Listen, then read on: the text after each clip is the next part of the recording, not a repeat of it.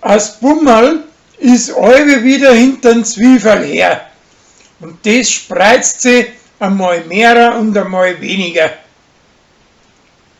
Zwei junge Hupfer, wo noch gar kein Vater nicht haben, möchten den Vatertag mitfeiern und müssen für das zuerst eine Prüfung bestehen. Und das tun sie auch. Danach drehen sie den Spieß um und prüfen die Alten. Und die fallen sauber durch. Der Mike sucht heimlich drin für die Hochzeit, dass er etwas eingravieren lässt und findet's aber nicht, weil seine Hochzeiterin heimlich das Gleiche eingravieren lässt. Ein Tipfelscheißer von Ordnungsamt kritisiert, dass Stuhl im Wirtshaus nicht in Ordnung sind.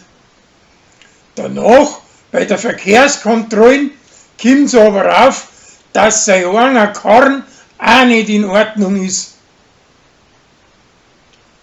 Der Hubert versteckt im Panzerschrank für sein Spezi ein sinteuernes Armbandel, wo der seiner alten schenken möchte.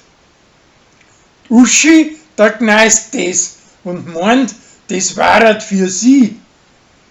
Schließlich kommt aber alles auf und alles passt wieder.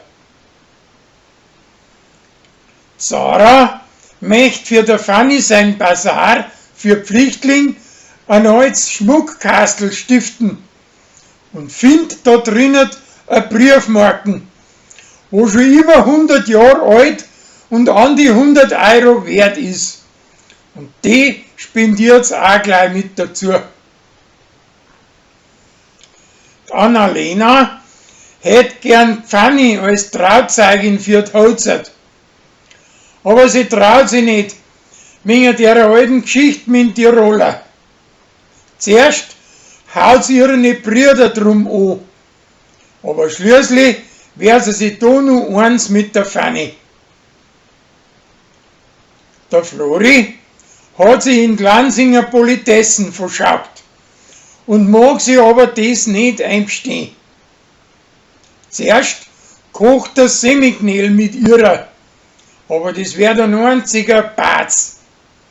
Danach treibt er sich mit der Kathi seiner Freundin rum, aber stopfen mag er die nicht.